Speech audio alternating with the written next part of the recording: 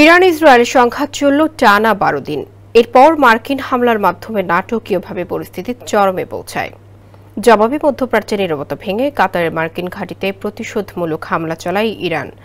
এর রেশ কাটতে না কাটতেই বিশ্বকে চমকে দিয়ে মার্কিন প্রেসিডেন্ট ডোনাল্ড ট্রাম্প যুদ্ধবিরতির ঘোষণা দেন। এখন যুদ্ধবিরতি মানার চেষ্টা করছে দুপক্ষই, কিন্তু ইরান হামলায় ব্যাপক ক্ষয়ক্ষতির নতুন মাথাব্যথার কারণ হয়ে দাঁড়িয়েছে ইসরায়েলের। ইরানের ক্ষেপণাস্ত্র হামলায় ইসরায়েলের যে পরিমাণ ক্ষয়ক্ষতি হয়েছে তার জেরে হাজার হাজার ইহুদি বাসিন্দা এখন ক্ষতিপূরণ চাইতে শুরু করেছেন। বুধবার বার্তা সংস্থা আনাদোলু এক প্রতিবেদনে এ তথ্য প্রকাশ করেছে। গেল 13 জুন থেকে সংঘাত শুরুর পর থেকে ক্ষতিপূরণ তহবিলের জন্য ইসরায়েলি ট্যাক্স অথরিটির কাছে এখন পর্যন্ত ৩৮,৭০০টি আবেদন জমা পড়েছে। কামন ব্রো, এসব অনেক কিছু আসবে আর যাবে, এক্সপার্ট কিন্তু থেকেই যাবে।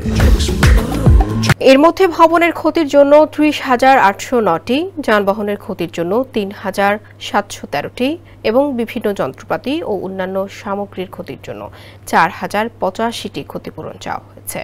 ধারণা করা হচ্ছে আরও অসংখ্য ক্ষতিগ্রস্ত ভবন রয়েছে, যেগুলোর জন্য এখনও কোনো আবেদন জমা পড়েনি। সব আবেদন জমা পড়লে নেতানিয়াহু সরকারকে মোট কত টাকার ক্ষতিপূরণ দিতে হতে পারে সে সম্পর্কে প্রশাসনের এখনও কোনো মূল্যায়ন জানা যায়নি।